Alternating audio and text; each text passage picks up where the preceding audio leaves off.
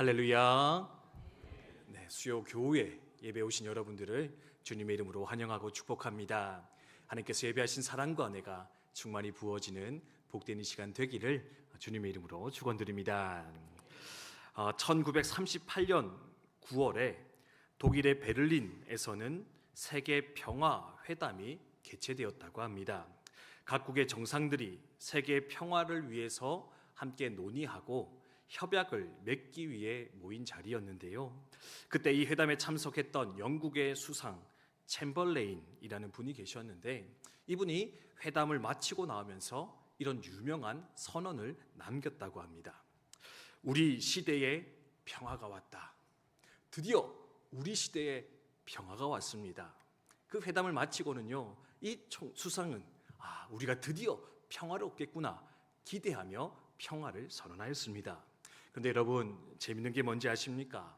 그로부터 딱 1년 뒤 1939년 9월에 그 회담이 열렸던 독일에서 나치의 수장 히틀러가 등장하여서 세계 제2차 세계대전을 일으키게 되었는데, 불과 1년 만에 그 회담에서 얻었던 평화는 사라지게 되었다. 역사는 이야기를 하고 있습니다. 어떤 역사가는 이런 얘기를 하더라고요. 예수님 오시기 전에 이 세상에는 크고 작은 평화 회담이 몇 번 있었느냐? 무려 9,000번 정도, 9,000여 건 정도 있었을 것이다. 그리고요, 예수님 이후에는 평화 회담이 몇 번 있었느냐? 아마도 10,000번 정도는 있었던 것 같습니다. 그런데 중요한 것은 무엇이냐? 그토록 수많은 평화의 회담이 있었고, 그래서 그 속에서 수많은 정치적, 경제적, 사회적, 군사적, 외교적 평화를 위한 방법들이 논의되며 결정되었는데, 중요한 것은 우리는 여전히 그 평화를 아직 얻지 못한 채 살아가고 있지는 않는가, 우리는 돌아보며 생각하게 된다는 겁니다. 오늘날에도 세계 곳곳에서는 전쟁이 일어나고 있습니다. 나라와 나라가, 집단과 집단이, 개인과 개인이 평화를 잃은 채 그렇게 살아가고 있는 것, 그것이 바로 어쩌면 우리의 삶의 현장이요 시대임을 돌아볼 수가 있습니다. 엊그제였죠. 60대 아버지가 30대 아들을 총으로 쏴서 죽였다라는 그런 기사가 났더라고요. 심지어 그날이 어떤 날이었느냐? 그 아들의 생일날이라. 그 아들의 생일날, 그 아들의 가족을 불러놓고 그 아버지가 한 일이 무엇이냐? 정확치는 않지만 그 어떤 시기, 미움, 질투 때문에 아들을 총으로 쏴 죽였던 사건, 그러한 시대, 그것이 바로 우리의 시대인 것 같습니다. 그런데요, 이처럼 평화를 간절히 원하지만 그 평화를 제대로 얻지 못하며 살아가는 우리들, 그 평화를 제대로 붙잡지 못하며 살아가는 우리들에게, 그럼에도 불구하고 우리 하나님께서는 오늘 이 갈라디아서 말씀을 통해서 희망의 메시지, 소망의 메시지를 선언하는 거 볼 수가 있습니다. 우리의 힘으로는 아무리 노력해도 평화가 찾아오질 않는 것 같습니다. 우리가 아무리 쓰고 노력하여도 그 평강이 우리 가운데 제대로 임하지 않는 것 같습니다.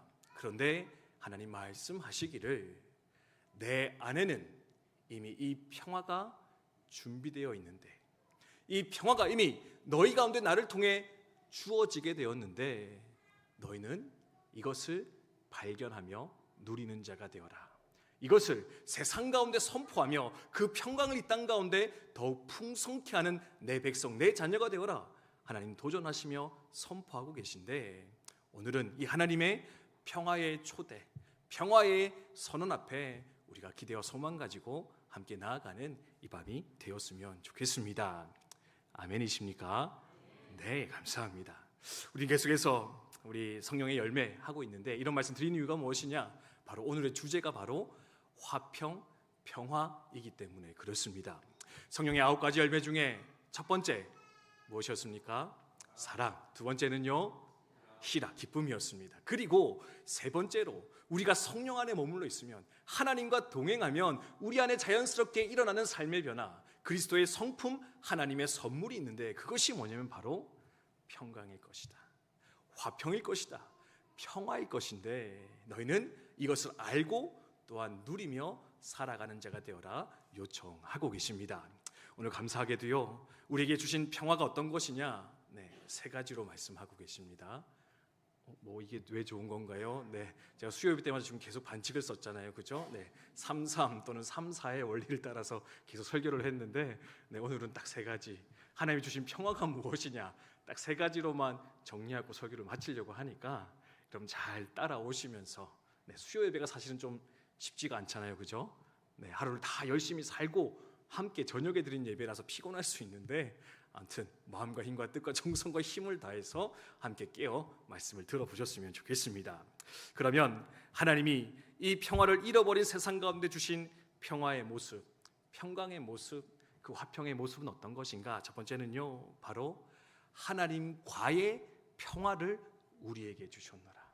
하나님과의 관계 속에 우리에게 평강을 허락해 주셨다. 여러분 기억하셨으면 좋겠습니다. 말씀 하나를 찾아보면 좋겠는데요, 로마서 5장 1절에서 11절까지의 말씀입니다. 로마서 5장 1절에서 11절의 말씀, 저와 여러분이 한 절씩 번갈아가면서 읽습니다. 그러므로 우리가 믿음으로 의롭다 하심을 받았으니 우리 주 예수 그리스도로 말미암아 하나님과 화평을 누리자.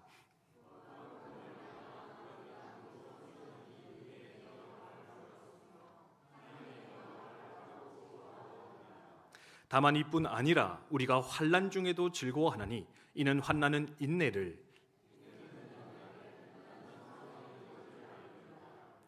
소망이 우리를 부끄럽게 하지 아니함은 우리에게 주신 성령으로 말미암아 하나님의 사랑이 우리 마음에 부은 바 됨이니,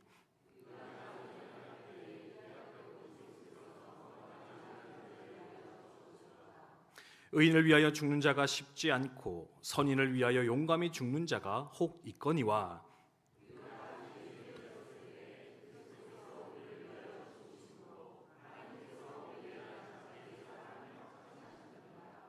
그러면 이제 우리가 그의 피로 말미암아 의롭다 하심을 받았으니 더욱 그로 말미암아 진노하심에서 구원을 받을 것이니,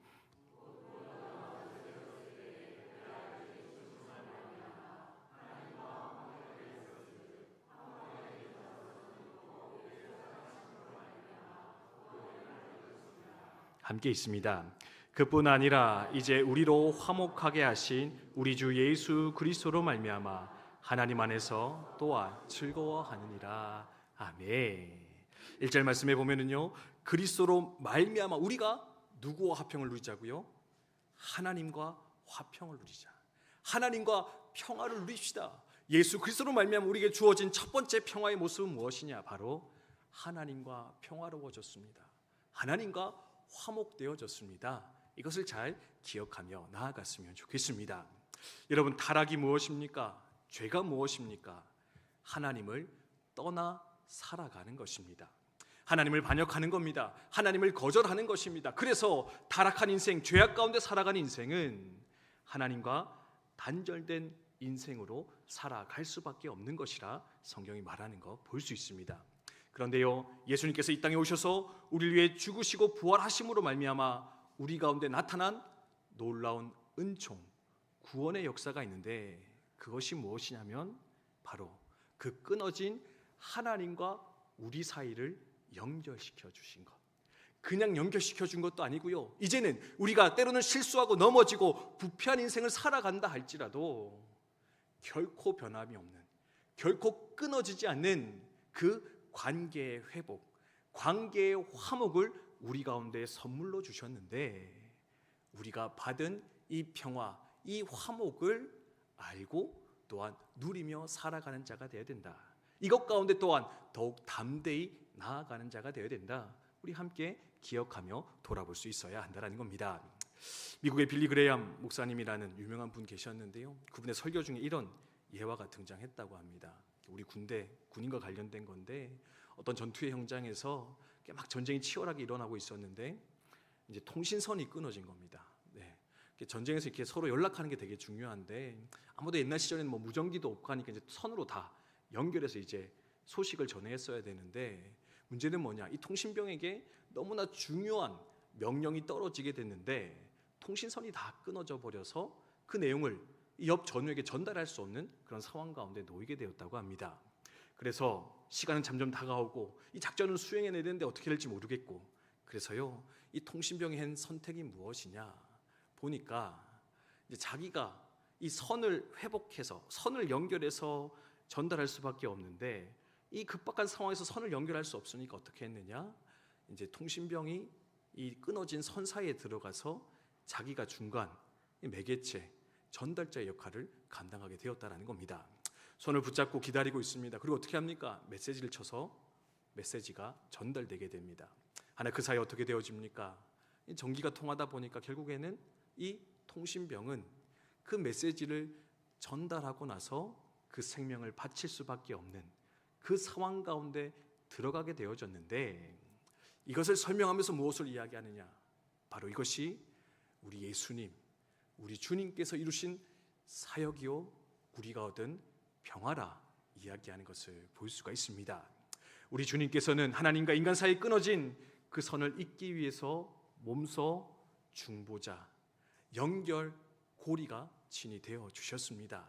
한 손으로는 하나님을 붙잡았고요, 한 손으로는 우리 인간 인류를 붙잡으십니다. 그리고 어떻게 합니까? 자신의 생명을 다 내어 주시기까지 그 하나님 아버지와 우리 사이를 연결시켜 이제는 더 이상 끊어지지 않는 화목의 관계, 화평의 관계, 연합의 관계로서 우리를 묶어내어 주셨을 것인데, 이 사실을 우리가 날마다 알고 기억하면서 그 하나님의 임재 앞으로, 그 하나님의 역사 앞으로 담대히 나아가는 하나님의 자녀들, 주의 백성들 되어야 한다라는 겁니다. 성도 여러분, 이 하나님과의 화평을 날마다 기쁨으로 누리며 살아가시는 저 여러분 되시기를 주님의 이름으로 축원드립니다. 하나님과 연합 가운데 살아가고 계십니까? 하나님과의 화평을 누리고 계십니까? 네, 여러분 아멘이 갑자기 작아지면 제가 많이 당황합니다. 네, 여러분 하나님과의 화평을 누리고 살고 계십니까?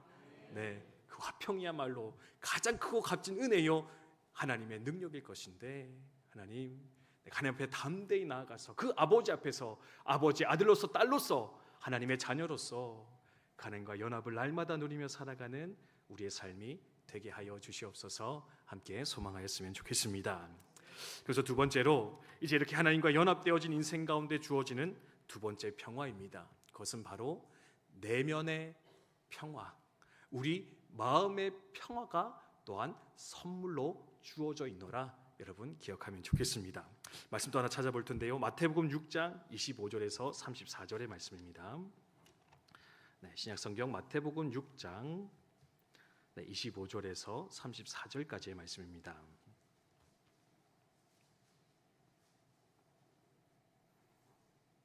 네, 우리가 익히 알고 있고 또 참 사모하며 살아가는 말씀인데, 저 여러분이 한 절씩 번갈아가면서 읽겠습니다. 그러므로 내가 너에게 이르노니 목숨을 위하여 무엇을 먹을까 무엇을 마실까, 몸을 위하여 무엇을 입을까 염려하지 마라. 목숨이 음식보다 중하지 아니하며 몸이 의복보다 중하지 아니하냐.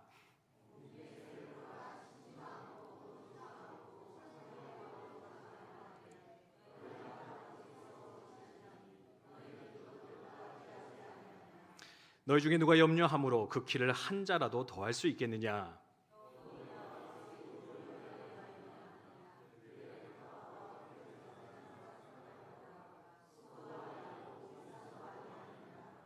그러나 내가 너에게 말하노니 솔로몬의 모든 영광으로도 입은 것이 이 꽃 하나만 갖지 못하였느니라.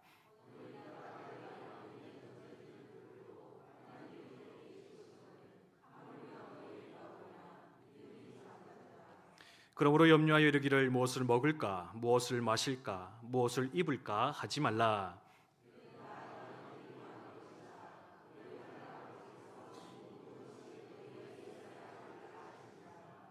그런즉 너희는 먼저 그의 나라와 그의 의를 구하라. 그리하면 이 모든 것을 너희에게 더하시리라. 그러므로 내일 일을 위하여 염려하지 말라. 내일 일은 내일이 염려할 것이요 한날의 괴로움은 그날로 족하니라. 아멘. 하나님과 화목되어진 인생, 하나님을 아버지라 부르며 살아가는 그 백성들에게 주어지는 두 번째 평화가 무엇이냐? 그 하나님으로 말미암아 우리의 마음이 세상의 염려와 근심과 두려움의 풍파 속에서 평화로움으로 지켜지게 될 것이다. 여러분 믿고 간증하여 나아갔으면 좋겠습니다. 여러분 뭐라고 말합니까? 여러분 하늘의 새를 보십시오. 들의 백합화를 보십시오. 풀들을 보십시오. 그들이 열심히 수고하면서 뭐 먹을까? 어떻게 살까? 이런 고민하는 거 보신 적 있으십니까? 오늘은 어디 가서 뭘 먹어야 되지? 네. 오늘은 어디 가서 햇볕을 쐬야 되지? 네, 어디 가서 수분을 빨아들여야 될까? 네, 그렇게 염려하는 푸른 하마 한 번도 본 적이 없을 겁니다. 근데 어떻게 해요? 하늘 아버지께서 하나님이 먹이시고 입히시니 그것들이 그렇게 건강하고 아름답게 성장하여 그 삶을 살아가고 있는데 하물며 너희일까 보냐? 하물며 너희일까 보냐? 독생자 예수 그리스도의 피값 주고 산 내 자녀, 내 백성들을 하나님이 어찌 먹이시며 입히시며 돌보시지 않겠느냐? 그렇다면 그 하나님 때문에 우리는 늘 마음에 염려할 것이 아니라 두려워할 것이 아니라 저 어제 나눴잖아요. 여호와는 나의 목자시니 뭐가 더 필요해? 네, 부족함이 없는데 그죠? 네, 지난주에 보니까 그 제목을 적는데 여호와는 나의 목자시니 뭐가 더 필요해? 네, 잘못 전달돼가지고 네. 그러니까 이게 그 더 은혜가 되었더라 고백하는데 여호와가 내 목자신데 하나님이 내 삶에 먹이시며 입히시는 나의 피난처이신데 그 하나님으로 말미암아 여러분의 삶이 또한 모든 염려와 근심과 도전으로부터 또한 아름답게 지켜지시는 저 여러분 되시기를 주님의 이름으로 축복드립니다. 물론 도전이 있습니다. 문제는 찾아옵니다. 어려움 찾아옵니다. 근데 중요한 게 뭐냐? 끊임없이 믿음으로써 하나님께 나아가는 자가 되어야 한다는 겁니다.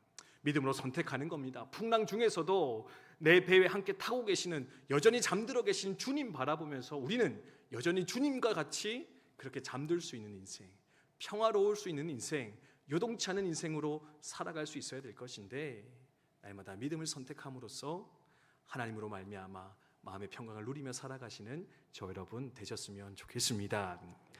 예전에 한 번은 평화를 주제로 이렇게 미술 대회가 열린 적이 있다고 합니다. 많은 작품들이 출품되었는데요. 여러분 보통 평화하면 어떤 그림들이 떠오르십니까? 평화하면 어떤 그림을 그릴까? 보통은 이제 잔디밭 위에 푸른 하늘이 있고 흰 구름이 막 올라가는데 거기에 어린아이들이 막 개맑게 뛰어다니는 모습. 네, 이제 그런 거 생각하면 평화가 여기 있구나 생각들을 하실 것 같습니다. 근데 실제로요 그 미술 대회는요 그런 작품들이 많이 등장했다고 합니다. 근데 놀랍게도 대상을 받은 작품, 평화라는 주제로 출품되어진 작품 중에 대상 받은 작품 어떤 작품인지 압니까? 풍랑이 몰아치는 바다 한 가운데에 외딴 섬이 하나 있는데요. 그 섬에 뭐가 있느냐? 새끼 새들을 품고 있는 어미새가 있는 겁니다. 근데 뭐가 평하냐? 그 어미새의 날개 아래에 있는 새끼 새들의 모습. 새끼 새의 모습, 그들의 마음이야말로 진정한 평화이지 않겠는가? 평강이지 않겠는가?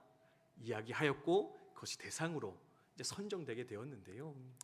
이것이 어쩌면 우리가 세상을 살아가면서도 추구해야 될 평화의 모습, 평화의 삶이지 않을까? 여러분 다시금 기억하시면서 하나님 내 삶에 풍랑이 있습니다. 비바람이 있습니다. 어려움이 있습니다. 어둡고 무서울 때 있습니다. 하나 주님의 날개 그늘 아래 있으며 하나님의 날개 그늘 아래 있으며 나는 언제나 평화로울 수 있습니다.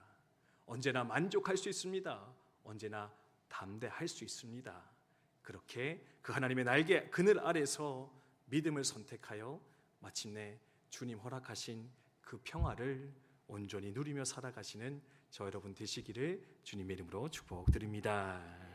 그래서 마지막 세 번째 평화는 이것인데요. 무엇이냐? 바로 이웃과의 평화를 누리게 되어야 된다. 이웃과의 평화, 이것이 또한 하나님 우리에게 주신 평강의 삶, 평화의 삶이다 기억하셨으면 좋겠습니다. 정리하면 하나님과 평화로워집니다. 이게 출발이고 근본입니다. 근데 하나님과 연결되니까 어떻게 됩니까? 세상의 풍파나 도전이 그렇죠. 저 높고 위대하신 하나님이 내 아버지신데 흔들리지 않고 요동하지 않고요. 더 나아가서 그 하나님과 연결되어지니까 우리가 잘 알듯이 이웃사랑, 이웃과의 관계가 회복되며 화평하게 될 것이다. 그 속에 평화를 이루는 우리가 되어줘야 된다. 여러분 기억하면 좋겠습니다. 에베소서 2장 11절에서 22절의 말씀인데 같이 한번 또 읽도록 하겠습니다. 이제 마지막입니다. 여러분 너무 귀찮아하지 마시고 이제 다들 그냥 이렇게 쳐다보시네요. 이제 마지막이니까 더 이상 찾지 않아도 되겠다. 안 찾, 적혀 있으니까요. 에베소 2장 11절에서 22절까지의 말씀 저 여러분이 한 절씩 번갈아가면서 읽겠습니다. 그러므로 생각하라. 너희는 그때의 육체로는 이방인이요 손으로 육체에 행한 할례를 받은 무리라 칭하는 자들로부터 할례를 받지 않는 무리라 칭함을 받은 자들이라.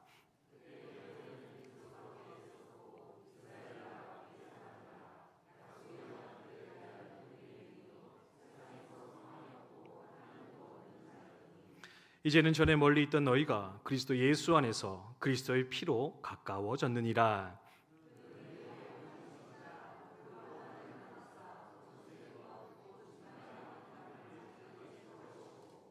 법조문으로 된 계명의 율법을 폐하셨으니 이는 이 둘로 자기 안에서 한 세 사람을 지어 화평하게 하시고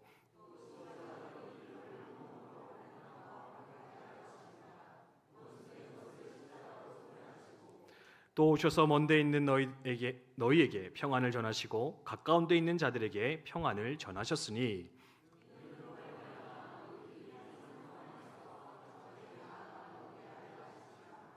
그러므로 이제부터 너희는 외인도 아니요 나그네도 아니요 오직 성도들과 동일한 시민이요 하나님의 권속이라.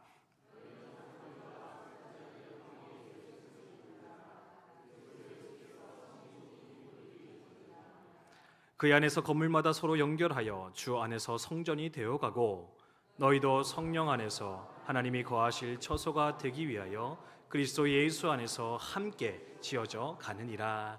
아멘. 주님의 십자가가 뭘 이루셨느냐? 화목을 이루셨다. 근데요, 누구와 누구의 화목이었느냐? 바로 유대인과 이방인들. 결코 하나 될 수 없는 두 무리를 하나 되게 하셔서 하나님의 한 백성, 한 자녀로 묶어내어 주셨는데 이것이 바로 하나님이 우리에게 주시는 놀라운 화평의 역사, 화목의 능력일 것인데 이것을 또한 누리며 살아가시는 저 여러분 되셨으면 좋겠습니다. 도저히 사랑할 수 없는 자가 있습니까? 함께 할 수 없다 생각하는 자가 있습니까? 아니요.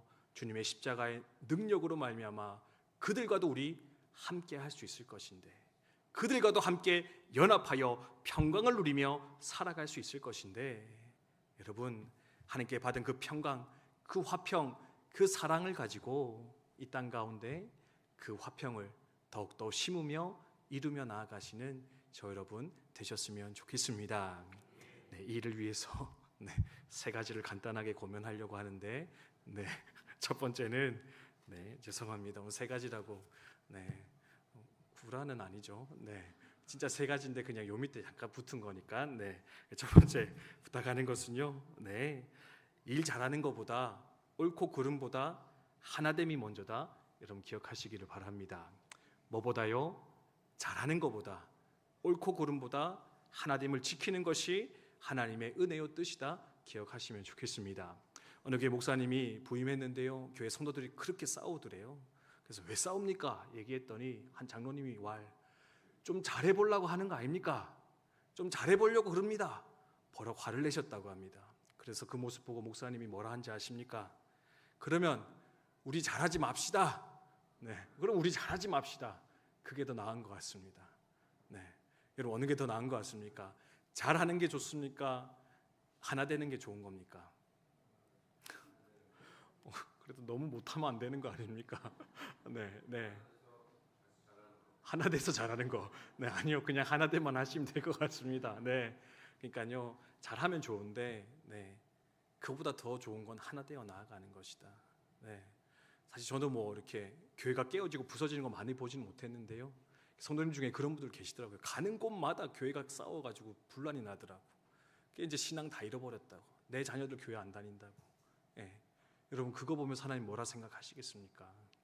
옳고 그름의 원리가 아니라 분열의 원리가 아니라 은혜의 원리, 하나됨의 원리, 평강의 원리를 하나님께서 원하시면 우리 가운데 기대하실 것인데 여러분 그 길을 기꺼이 선택하며 살아가는 우리 공동체 되셨으면 좋겠습니다.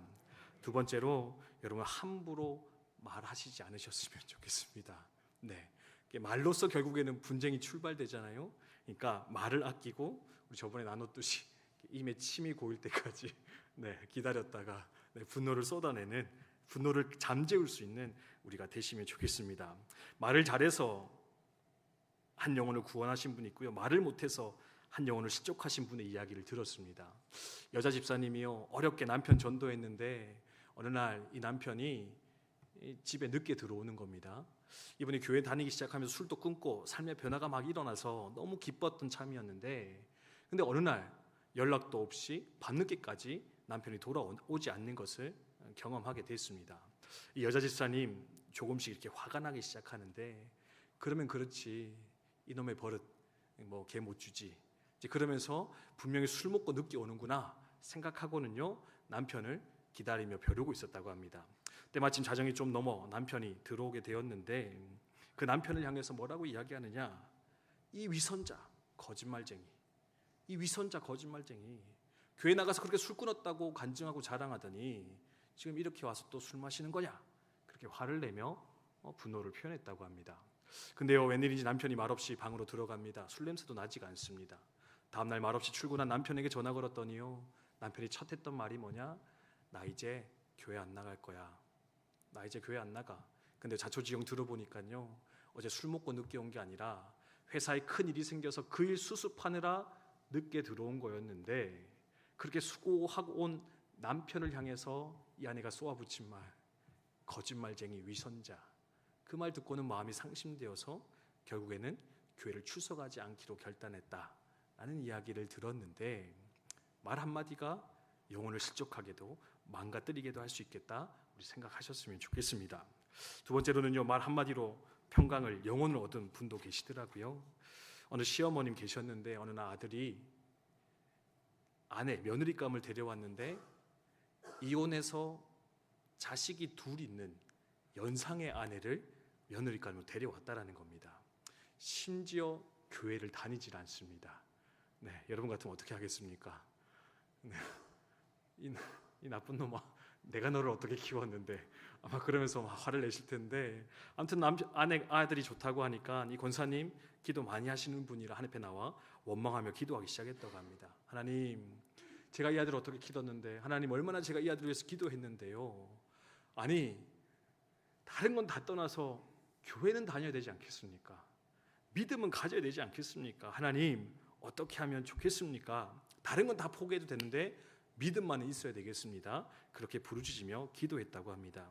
근데 어느 날 주님께서 찾아오셔서 이런 마음을 주시더라는 겁니다. 세 명의 영혼을 살리는 일인데 네 마음을 십자가에 못 박을 수 없느냐? 세 명의 영혼 살리는 건데 네 마음 십자가에 못 박겠느냐? 하나님께서 물으셨다라는 겁니다. 무슨 말이냐? 며느리와 두 아이, 그 세 영혼을 살릴 수 있는 일인데 그것 위해서 네가 십자가에 네 마음을 박지 못하겠느냐 이야기하셨다라고 합니다. 처음에 무슨 말인가 어리둥절하다가 그 뜻을 깨닫고 났는데요, 쉽게 받아들여지질 않습니다. 그래서 하는 수 없이 사생결단하는 마음 가지고 기도원에 올라가서 금식하며 기도하기 시작했습니다. 기도가 잘 되겠습니까? 하루 이틀 지나도 기도가 잘 되지 않습니다. 그리고 결국 마지막 날쯤 돼서 억지로 나가서 또 하나님, 믿는 자매 오면 좋지 않겠습니까? 믿는 자 오면 좋지 않겠습니까? 기도했더니요, 하나님 또 말씀하시기를, 나는 너를 구원하기 위해 독생자까지 십자가에 내어주었다. 세 명의 영혼을 위해서 네 마음을 다오. 나는 네 영혼 구원하기 위해 독생자 내어줬는데 새 영혼 구원하기 위해서 이제 네 마음을 내가 받았으면 좋겠다. 이 권사님 결국 그 말씀에 꼬꾸라져서 눈물로 기도하며 순종하기로 결단합니다. 그리고 아들에게 연락해서 며느리감 데리고 와라 그렇게 얘기하고는요, 그 며느리를 처음 만나자마자 하신 말씀이 뭐냐, 밝게 웃으시면서 잘 왔다, 잘 왔다, 내가 너를 처음 본 순간 내 며느리감이라는 걸 알 수 있었다 이야기하면서 그 아내를, 그 며느리를 끌어안아주며 축복해 줬는데요, 이 며느리 어떻게 되어졌느냐, 네,